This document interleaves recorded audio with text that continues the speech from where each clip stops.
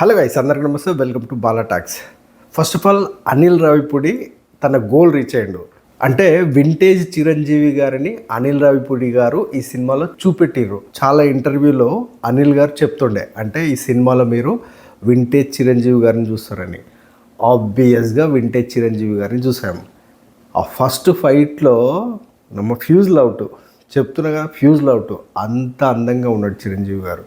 అంటే ఇన్ని రోజులు ఈ డైరెక్టర్స్ చిరంజీవిలోని ఆ పాత చిరంజీవి, మనము చంటబ్బాయి ఆ టైంలో చిరంజీవి గారిని, గ్యాంగ్ లీడర్ ఆ టైంలో చిరంజీవి గారిని అంటే రీక్రియేట్ చేయలేకపోయారు.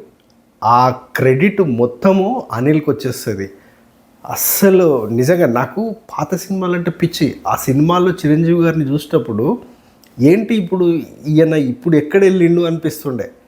కానీ ఈ సినిమాలో 100కు 100% అనిల్ రావిపూడి దాన్ని రీక్రియేట్ చేసిండు. Cinema 100% family story. First half కింద పడి నవ్వుతారు అందరూ, అంటే నవ్వి నవ్వి బుగ్గలు ఇంకా చెంపలు ఇవైపోతాయి ఫస్ట్ హాఫ్. సెకండ్ హాఫ్లో ఫస్ట్ ఒక 20 మినిట్స్ తీసేసి మిగతా అంతా ఈ కామెడీ డ్రైవే ఉంటుంది. అంటే ఎంజాయ్ చేస్తారు సినిమాని. ముఖ్యంగా క్లైమాక్స్లో వెంకటేష్ గారు వచ్చిన తర్వాత వీళ్ళిద్దరి మధ్యలో, వెంకటేష్ గారు చిరంజీవి గారి మధ్యలో ఉన్న ఆ 10-20 మినిట్స్ అయితే నెక్స్ట్ లెవెల్ కామెడీ.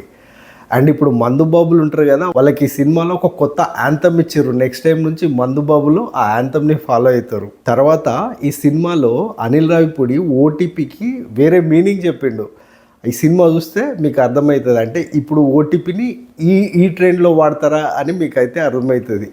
అండ్ ఈ సినిమాలో లేడీస్ గురించి చాలా పచ్చి నిజాలు చెప్పిండు అనిల్ రావిపూడి. అది మాత్రం అల్టిమేట్. 10 మంది లేడీస్ కలిస్తే వాళ్ళు ఎట్లా మాట్లాడుకుంటారు అనేది చెప్పిండు.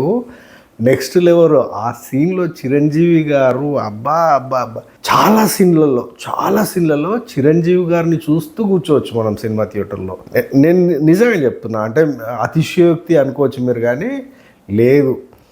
అంటే నేను ఫ్యాన్స్ మధ్యలో చూసినా కాబట్టి కొన్ని డైలాగులు మిస్ అయినాయి నాకు, అంటే వినలేకపోయినా. కానీ ఆయన కొట్టిన డైలాగులు నెక్స్ట్ లెవెల్ ఉంటాయి. అండ్ ఆ బుడ్డోడు ఉన్నాడు, సంక్రాంతికి వస్తున్నాంలా ఉన్న బుడ్డోడు చినరాజా ఎవరైతే ఉంటాడో, దీంట్లో కూడా ఒక 10-15 మినిట్స్ ఉంటాడు.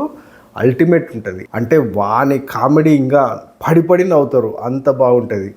అండ్ ఇది ఒక family drama. Wife and husband ఈగోలకు పిల్లలు ఎట్లా ఎఫెక్ట్ అవుతారు అని చూపించే ప్రయత్నం చేసిండు. ఇది స్టోరీ అయితే కొత్త స్టోరీ ఏం కాదు, మనం చాలా సినిమాల్లో చూసినాం. కాకపోతే ఆ ప్రజెంటేషన్ కొంచెం కొత్తగా ఉంది. నాకు వెంకటేష్ గారు, తర్వాత చిరంజీవి గారు, నయనతార గారు, ఇంకా చాలామంది, అందరికీ ఉన్న రోల్లో చాలా బాగా చేశారు. చిరంజీవి గారి టీం ఉంటుంది, ఆ టీంలో ఉన్న నలుగురు చాలా బాగా చేశారు. మ్యూజిక్ టిన్ టిన్ టిరిడిన్ ఈ మ్యూజిక్ ఉంటుంది. ఈ మ్యూజిక్ వచ్చినప్పుడల్లా థియేటర్లో ఫ్యాన్స్ అయితే ఎగిరి ఎంజాయ్ చేసారు అంతే. కానీ మిగతా ప్లేస్లలో ఆ మ్యాజిక్ మిస్ అయింది. అంటే సౌండ్ బాగా వస్తుంది, ఆ లౌడ్నెస్ వస్తుంది, కానీ ఈ మ్యూజిక్ ఏదైతే ఆ వేవ్ని క్రియేట్ చేసిందో మిగతాది క్రియేట్ చేయలేకపోయింది. పాటలు అయితే అల్టిమేట్. ఆ హుక్కు స్టెప్ పాటకి బాబా జనాలు ఫుల్. అంటే నేను ఫ్యాన్స్ షో చూసినా కాబట్టి మేబీ ఫ్యాన్స్ అట్లా రియాక్ట్ అవుతుర్రేమో అని నేను అనుకోవచ్చు. కానీ ఫ్యాన్స్ ఒక్కరే కాదు, నా పక్కలో ఒక 53 ఇయర్స్ ఒక ఓల్డ్ మ్యాన్ కూర్చున్నాడు. 53 ఇయర్స్ అంటే ఏజ్ పెద్దదే. ఆయన ఎగిరి గంతులేస్తున్నాడు. ఆయన చిన్నప్పటి నుంచి చిరంజీవి గారి ఫ్యాన్ ఏంటంట, ఆయన చెప్తారు. నేనే ఇంకా కొంచెం అంటే ఎంజాయ్ చేయడానికి కొంచెం ఆలోచిస్తున్నా, కానీ అతడు కాదు. ఎట్లా అంటే పిచ్చిగా ఎంజాయ్ చేస్తున్నాడు. మేబీ చాలా రోజుల తర్వాత చిరంజీవి గారిని ఆయన ఎట్లా చూడాలనుకుంటున్నాడో అది అనిల్ రావిపూడి చూపించిండు అనిపించింది. అందుకే ఆయన లోపల ఉన్న ఆ ఎవరో పొట్టోడు అప్పుడు ఉంటాడు కదా, అంటే చిరంజీవి కోర్ ఫ్యాను, చిరంజీవిని అప్పుడు చూసి ఆ థియేటర్లో ఎగురురాడి ఈలలేసి, అంటే వాడిని మళ్ళీ అనిల్ టచ్ చేసి లేపిండు అనిపించింది నాకు, అంటే ఆయనను చూసిన తర్వాత. అంటే ఈ సినిమాలో ఒక వెలితి ఏంటంటే కాన్ఫ్లిక్ట్ అంత స్ట్రాంగ్గా లేదు. సంక్రాంతికి వస్తున్నాం కూడా కాన్ఫ్లిక్ట్ అంత స్ట్రాంగ్ ఉండదు, కానీ కామెడీతోటి ఫుల్ కవర్ చేసేసారు. కానీ ఈ సినిమాలో ఇంకా చాలా తక్కువగా అనిపిస్తుంది ఆ కాన్ఫ్లిక్ట్. ఏదైతే క్లైమాక్స్, విలను, ఫైట్లు ఏవైతే ఉంటాయో చాలా తక్కువ. అంటే నాకు కొంచెం ఆ వెలితి ఉంది.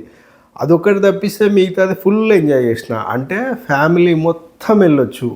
మనం సంక్రాంతికి ఏం సినిమా అయితే ఎక్స్పెక్ట్ చేస్తున్నామో ఆ సినిమాని ఫ్యామిలీని తీసుకొని చూపించుకోవచ్చు. అంటే చాలామంది అంటే ట్రైలర్ చూసినాక కొందరు ఇది సీరియల్ లాక్కుంది అది ఇది ఉంది అనే బ్యాచ్ ఉంది.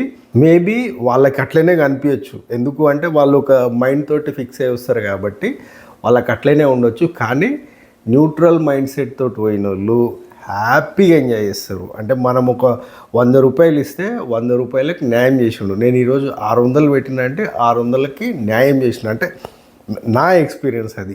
నేను ఫుల్ ఎంజాయ్ చేసిన, మీరు కూడా ఫుల్ ఎంజాయ్ చేస్తారు. ఇంకొకటి బాస్ ఫ్యాన్స్ అయితే గ్రేట్గా ఫీల్ అవుతారు. ఆయనని ఎప్పటి నుంచో ఆయనని చూడాలనుకునేటోళ్ళు ఈ సినిమాలో బాస్ని ఎంజాయ్ చేస్తారు. స్టెప్స్ కూడా చాలా బాగున్నాయి. లాస్ట్కు వెంకటేష్ గారు చిరంజీవి గారు కలిసి చేసిన పాట భలే ఉంటుంది. ఆ పాటలో సడన్ సర్ప్రైజ్ అనిల్ రావిపూడి వస్తాడు, ఆయన కూడా స్టెప్స్ బాగేస్తాడు. అంటే నాకు ఎట్లా అనిపించిందంటే ఓల్డ్ చిరంజీవిని చూసిన అనిపించింది, పాత చిరంజీవిని చూసిన అనిపించింది. అంటే చాలా సన్నగా, అంటే ఈ క్యారెక్టర్కు తగ్గట్టు ఆయన ఫిట్ అయిపోయాడు. ఫస్ట్ ఫైట్ అల్టిమేట్, మధ్యలో ఒక ఫైట్ ఉంటుంది, భలే ఉంటుంది. అండ్ పిల్లల సెంటిమెంట్ చాలా బాగుంటుంది. అంటే ఈ సినిమాలో చిరంజీవి గారు నయనతార విడిపోతారు, వాళ్ళకి 2 పిల్లలు ఉంటారు. ఆ పిల్లల సెంటిమెంట్ భలే ఉంటుంది, అది వర్కౌట్ అయింది. అండ్ చిరంజీవి గారి మదరు సెకండ్ హాఫ్లో ఒక డైలాగ్ ఉంటుంది, ఫ్యామిలీ బాండింగ్ ఎట్లా ఉండాలి అనేది, అది భలే ఉంటుంది. అంటే అందరికీ రీచ్ అవుతుంది. సో ఓవరాల్గా మనశంకర వరప్రసాద్ గారు మిమ్మల్ని తప్పనిసరి ఎంటర్టైన్ చేస్తారు అనేది 100% కాన్ఫిడెంట్గా చెప్తున్నాను నేను. ఎందుకంటే నేను ఎంజాయ్ చేసిన, చాలా బాగుంది. తప్పనిసరి మిమ్మల్ని కూడా మనశంకర వరప్రసాద్ గారు ఎంటర్టైన్ చేస్తారు, దీంట్లో సవాలే లేదు. అంటే మొత్తం హై ఇచ్చే మూమెంట్స్ ఉన్నాయంటే లేదు, కొన్ని ప్లేస్లో కొంచెం బోర్ వస్తుంది. అంటే అంత పెద్ద కాకుండా కొంచెం ఈ సీన్స్ ఎందుకు ఉన్నాయి అనిపించే సీన్స్ కూడా ఉన్నాయి. కానీ ఆ సీన్స్ ఎక్స్క్యూజ్ అయితే, ఎందుకంటే ఓవరాల్గా ఫన్ రైడ్ సినిమా. నేనైతే ఫుల్ ఎంజాయ్ చేసిన. సో ఇది గైస్ ఈ వీడియో మీకు నచ్చింది అనుకుంటా. Take care, bye.